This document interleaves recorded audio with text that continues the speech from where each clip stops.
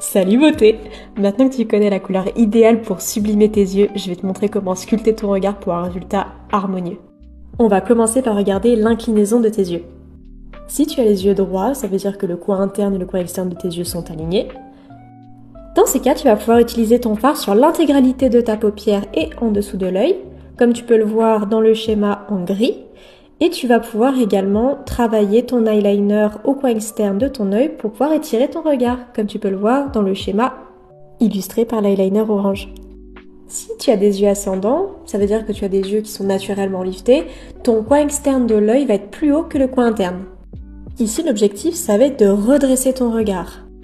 Pour ce faire, on peut venir réaliser un cut crease, donc c'est-à-dire bien marquer une banane au coin externe de l'œil.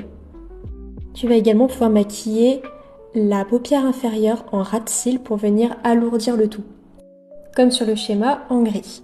A l'inverse, pour l'eyeliner, donc illustré par un eyeliner orange, tu vas venir épaissir le trait au niveau du coin interne de la paupière mobile et tu vas légèrement étirer ton eyeliner au coin externe pour toujours être dans cette optique d'alourdir le regard du côté externe et de le lifter du côté interne.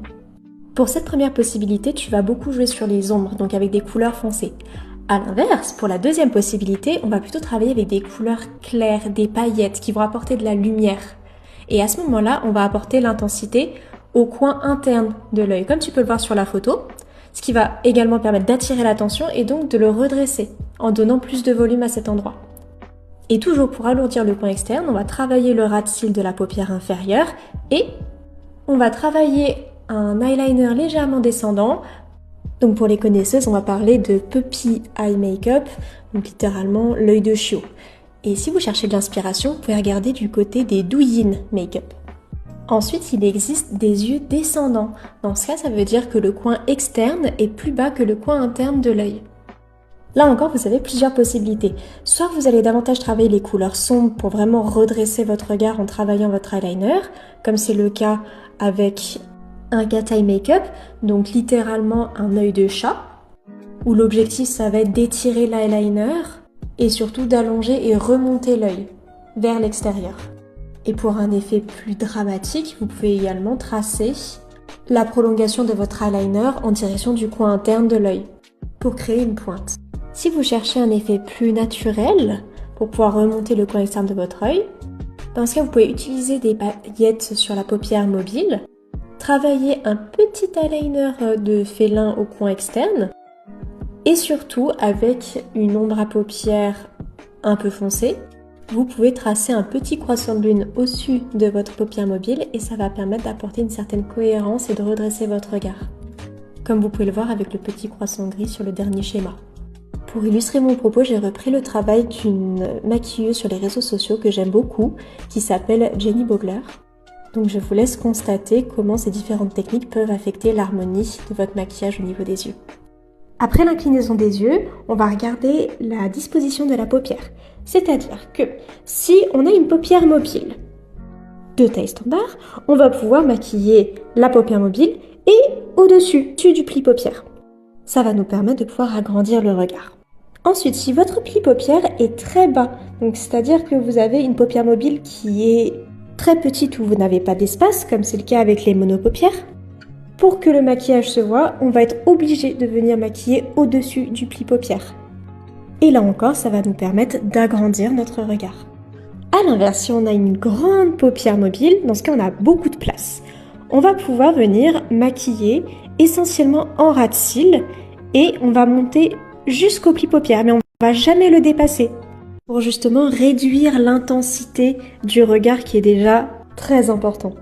Ensuite, il existe les paupières tombantes avec un affaissement au coin externe. C'est un regard que l'on va souvent considérer comme fatigué, triste ou un peu alourdi. Donc dans ce cas-là, on va chercher à venir lifter le regard en mettant l'accent du maquillage au coin externe de l'œil pour le remonter. Et on va aussi retrouver les paupières tombantes avec un affaissement au coin interne de l'œil. Donc cette fois, on va venir relever le regard en mettant l'accent sur le coin interne. On va aussi venir maquiller le coin externe de l'œil jusqu'au pli paupière pour apporter une certaine harmonie et ne pas mettre l'accent sur le coin externe. Pour que le maquillage soit harmonieux, on va aussi regarder l'espace au niveau de la paupière fixe. Donc c'est-à-dire l'espace entre le pli paupière et le dessous du sourcil. Si vous avez la place, vous allez pouvoir maquiller votre œil jusqu'à votre sourcil et tester différentes formes, beaucoup de choses vont vous aller. En revanche, si vous avez peu d'espace au niveau de la paupière fixe, vous allez monter vos fards jusqu'à votre sourcil et surtout mettre l'accent sur le coin externe de l'œil. Et à l'inverse, si vous avez beaucoup d'espace au niveau de votre paupière fixe, vous allez également pouvoir monter vos fards jusqu'au sourcil, mais vous allez mettre l'intensité principalement au niveau du ras de cils et dégrader progressivement vers le haut.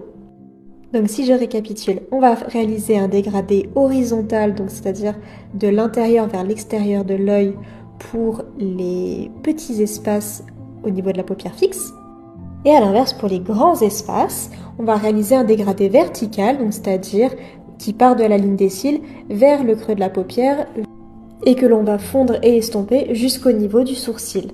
C'est ce qu'on appelle le smokey eye, donc c'est-à-dire l'œil fumé, l'œil charbonneux.